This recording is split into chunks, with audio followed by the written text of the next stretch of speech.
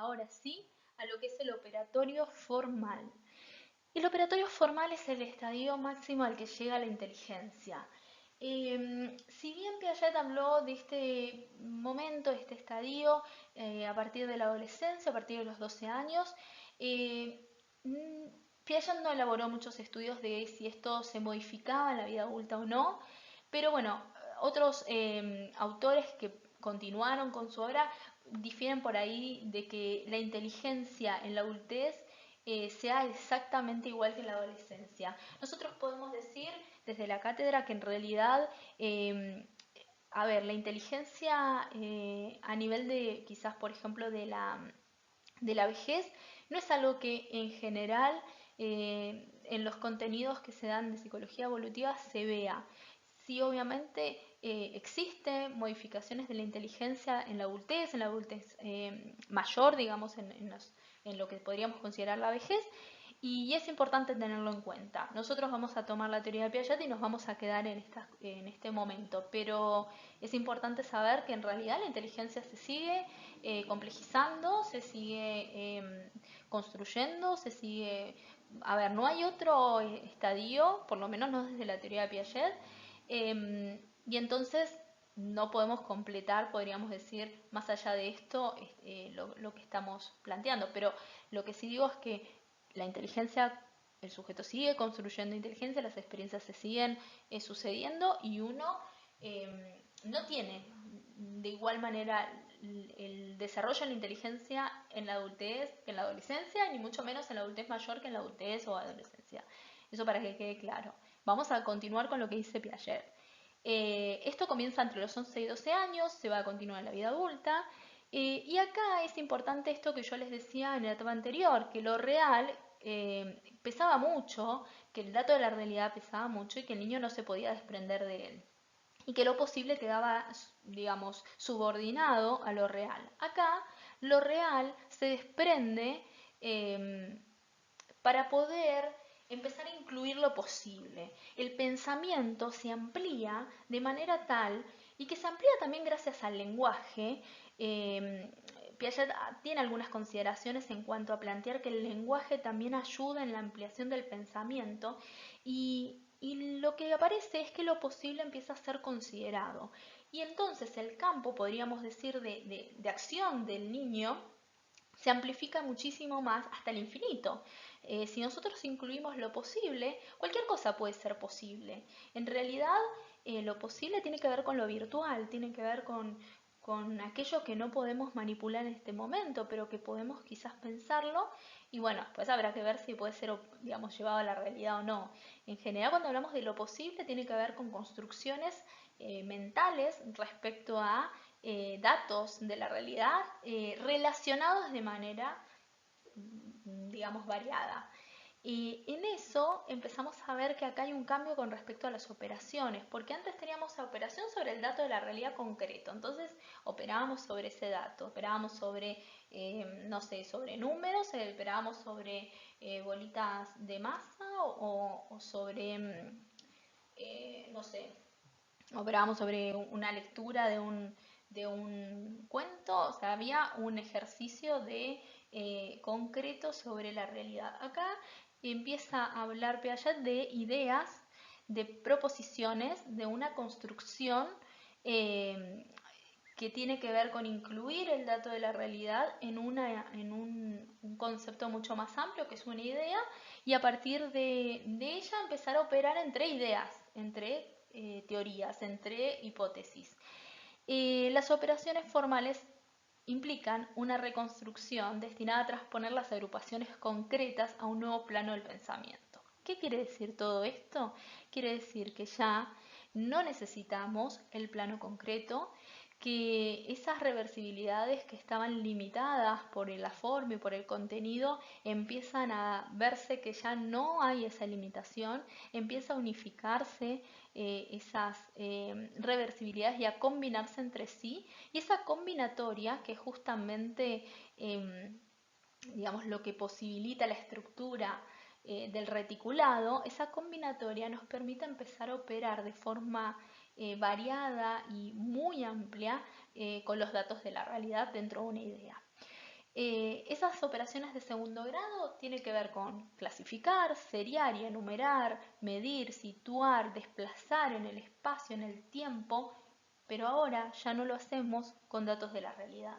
No medimos el terreno, sino medimos ideas, organizamos hipótesis, organizamos un suceso, empezamos a seriar y a organizar y a enumerar situaciones que hayan pasado en un momento histórico. Empieza a ser mucho más amplio y vuelvo a decir, y cuando estamos haciéndolo dentro del plano de una investigación es muchísimo más la amplitud porque en realidad el sujeto puede incluir hasta datos que no maneja digo concretamente y que no posee en ese momento para poder interactuar con él. Eh, Bien, ¿qué otra de las características que podemos ver en este operatorio formal? Que las implicaciones, digamos, las relaciones que se establezcan entre sí, van a ser entre proposiciones. Las proposiciones tienen que ver con una idea, la relación de dos datos de la realidad combinados entre sí. Dos datos de la realidad que están relacionados en una proposición y que esa proposición se va a combinar y se va a relacionar con otra. Bueno, y estas proposiciones van a ser las que van a expresar seriaciones, clasificaciones. Cuando encontramos una proposición que es una idea, allí hubo una clasificación, hubo una seriación y hubo una relación que se estableció en esa idea. Y empieza a haber un pensamiento que, mientras el pensamiento anterior era un pensamiento reversible, pero totalmente concreto, acá empieza a ser hipotético-deductivo. Armar hipótesis y relacionar las variables de esa hipótesis para poder deducir si eso tiene relación, son válidas y pueden darse en la realidad o no. A veces no es necesario que una hipótesis se dé o no en la realidad.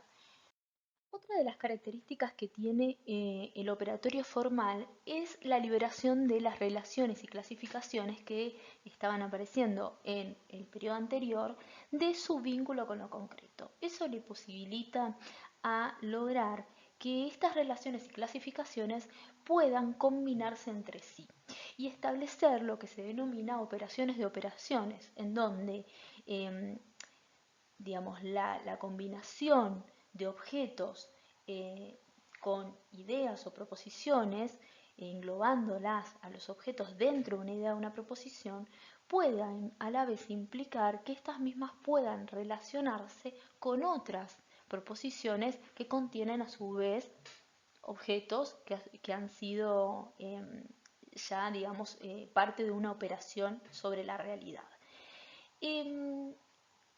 Esta combinatoria da lugar a lo que se conoce como grupo de las cuatro transformaciones. ¿Cuáles son esas cuatro transformaciones?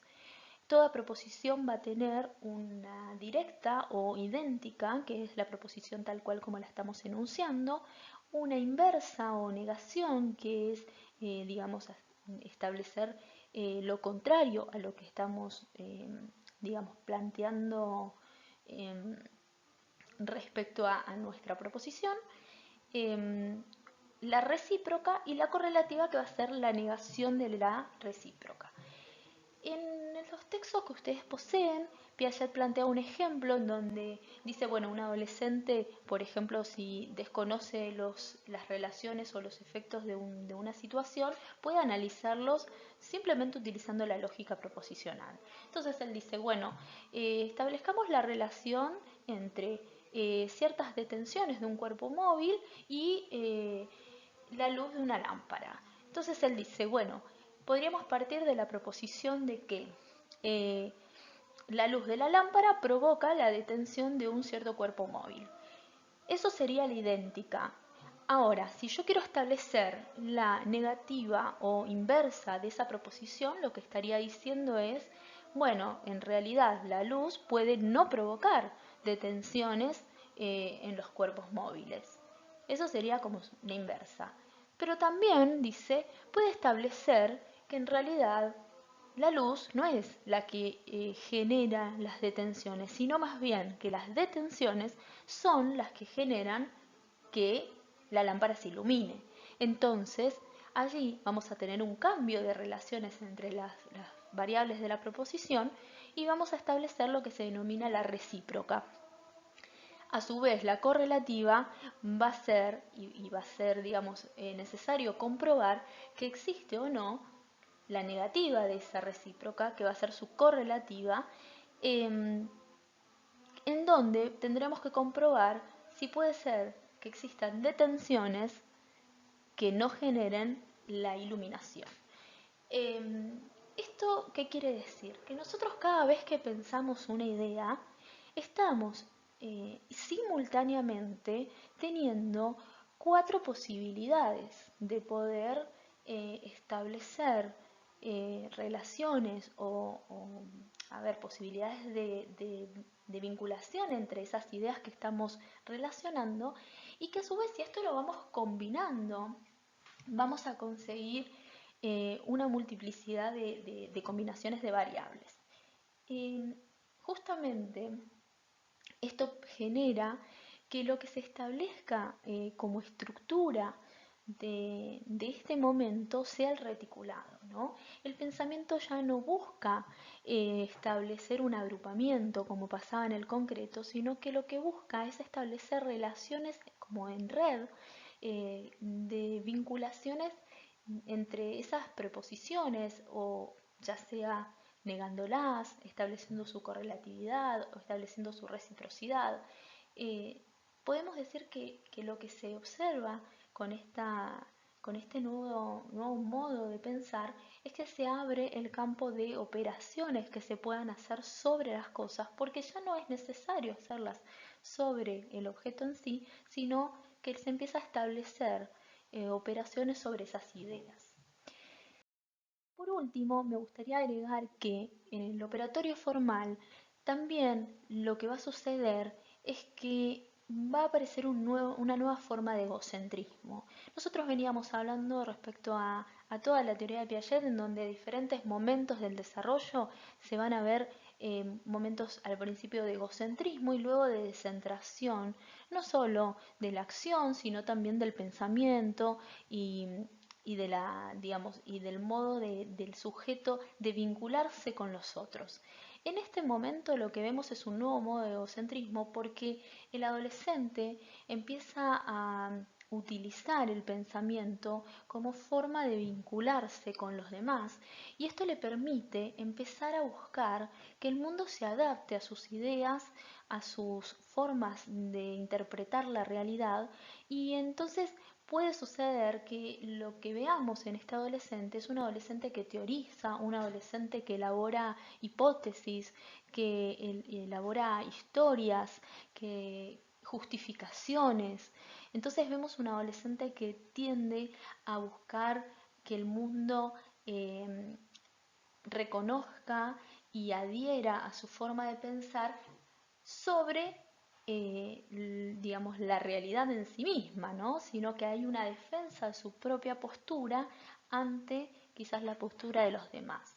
Entonces, esto como para agregar algo más, para poder entender cómo se maneja el operatorio formal y poder, digamos, comprender por qué también a veces uno piensa en el adolescente como un adolescente que es egocéntrico, que solo puede ver su punto de vista, que le cuesta ponerse en el lugar del otro, y tiene que ver con que ese pensamiento empieza a armar justificaciones, empieza a armar teorías y empieza a armar relaciones entre las diferentes variables, diferentes ideas, diferentes proposiciones, en donde queda como, digamos, embelesado por ese pensamiento ahora hipotético deductivo que empieza a utilizar y amplificar, como vuelvo a decir, su mundo, que posiblemente lo que parezca para los demás es que está muy encerrado en sí mismo o muy encerrado en sus propias ideas.